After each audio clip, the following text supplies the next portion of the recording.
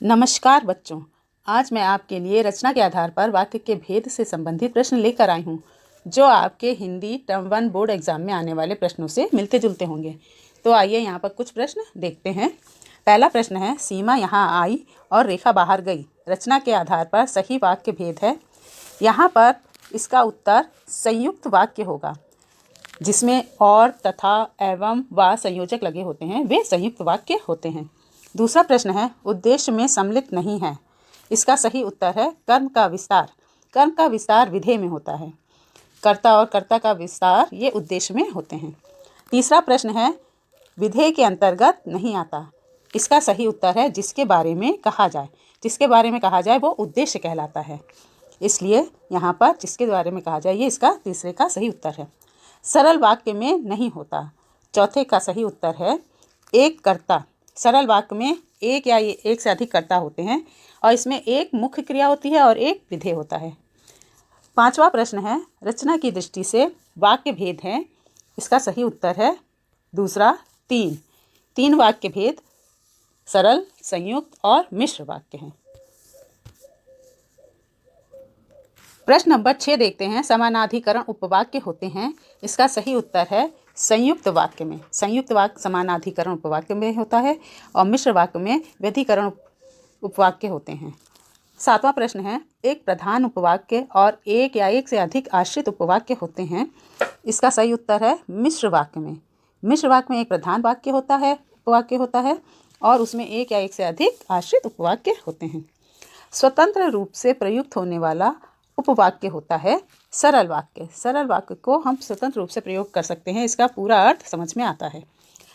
9वां question है, रेखा ज्यों ही घर पहुंची वर्षा शुरू हो गई। ये किस तरह का वाक्य है? ये क्रिया विशेषण उपवाक्य है। क्रिया विशेषण उपवाक्य में, आश्रित उपवाक्य में ज्यों, जैसे, जहाँ, जब, यदि, तो इस तरीके के शब्द आते हैं, इसलिए ज्यों आने के कारण यहाँ पर क्रिया विशेषण उपवाक्य है।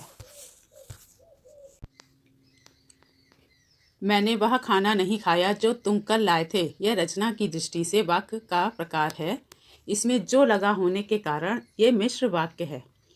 कल मुझे दिल्ली जाना है और फिर कलकत्ता। रचना की दृष्टि से वाक्य है, ये और संयोजक से जुड़ा हुआ है, इसलिए ये संयुक्त वाक्य है।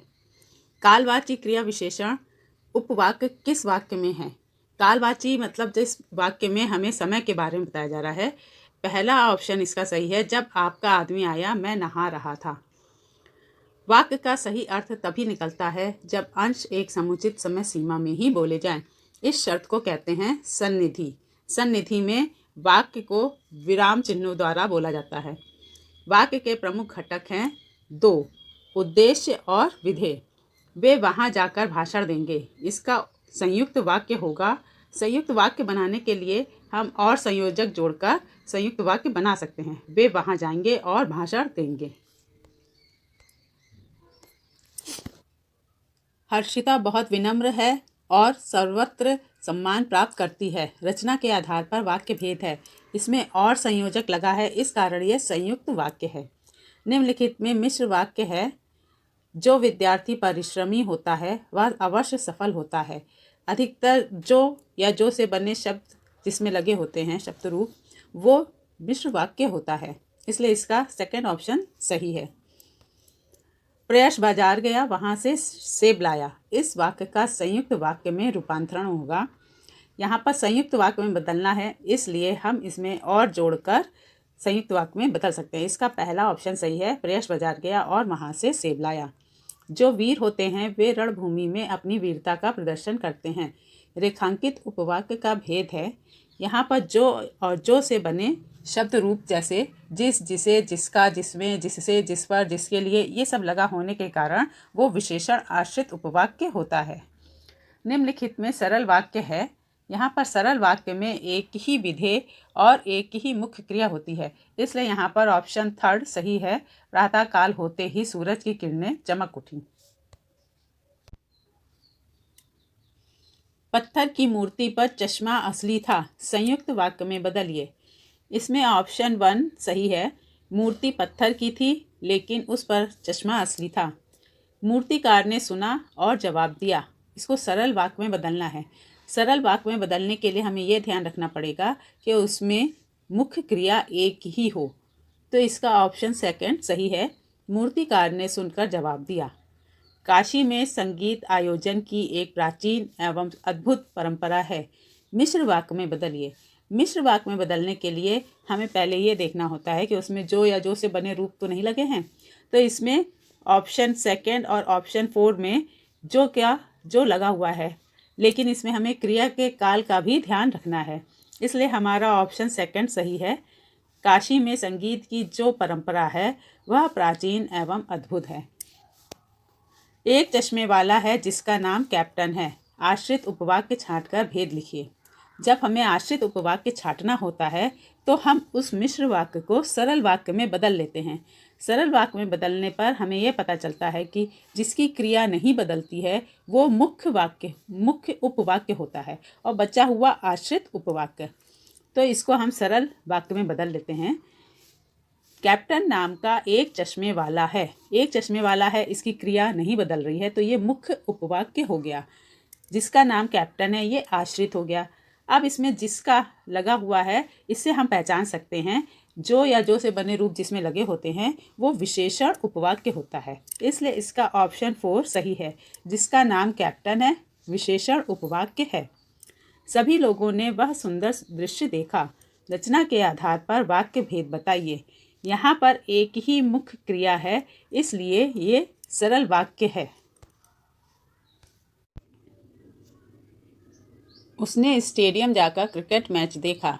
इसे संयुक्त वाक्य में बदलना है। संयुक्त वाक्य में बदलने के लिए हम संयोजक और, तथा, एवं, व जोड़कर संयुक्त वाक्य बना सकते हैं। तो इसका सेकंड ऑप्शन सही है। वह स्टेडियम गया और उसने क्रिकेट मैच देखा। जैसे ही बच्चे को खिलौना मिला वह चुप हो गया। इसको सरल वाक्य में बदलना है। सरल वाक्य में बदलने के लिए एक ही मुख्य क्रिया बनानी पड़ेगी।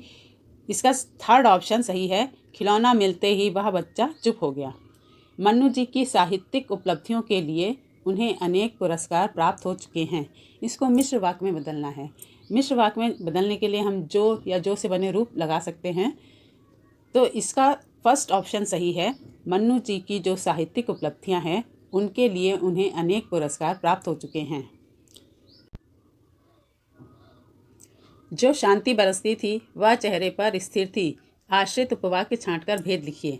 आश्रित उपवाक्य छांटने के लिए हम पहले दिए गए वाक्य को एक सरल वाक्य में बदल लेते हैं। सरल वाक्य में बदलने से क्या होता है, जिसकी मुख्य क्रिया नहीं बदलती है वो मुख्य उपवाक्य हो जाता है और बचा हुआ आश्रित उपवाक्य होता है। तो इसको सरल वाक्य में बदलते हैं। चेहरे पर बरसने वाली शांति स्थिर थी। तो यहाँ पर स्थिर थी की क्रिया नहीं बदली है, इसलिए वह चेहरे पर स्थिर थी ये मुख्य उपवाक्य हो गया। जो शांति बरसती थी ये आश्रित उपवाक्य हो गया। अब जिसमें जो या जो से बने शब्द रूप लगे होते हैं वो विशेषण उपवाक्य होता है। तो इसका सेकंड ऑप्शन जो शांति बरसती थी विशेषण उपवाक्य सही है। सेनानी ना होने पर भी लोग उसे कैप्टन कहते थे।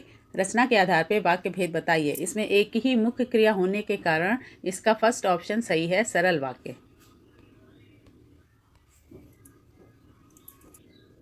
उन्होंने जेब से चाकू निकाला और खीरा काटने लगे। इसे सरल वाक्य में बदलने के लिए हमें इसे एक ही मुख्य क्रिया में बदलना पड़ेगा। तो इसका थर्ड ऑप्शन सही है। वे जेब से चाकू निकालकर खीरा काटने लगे। हालदार साहब को उधर से गुजरते समय मूर्ति में कुछ अंतर दिखाई दिया। मिश्र वाक्य में बदलिए।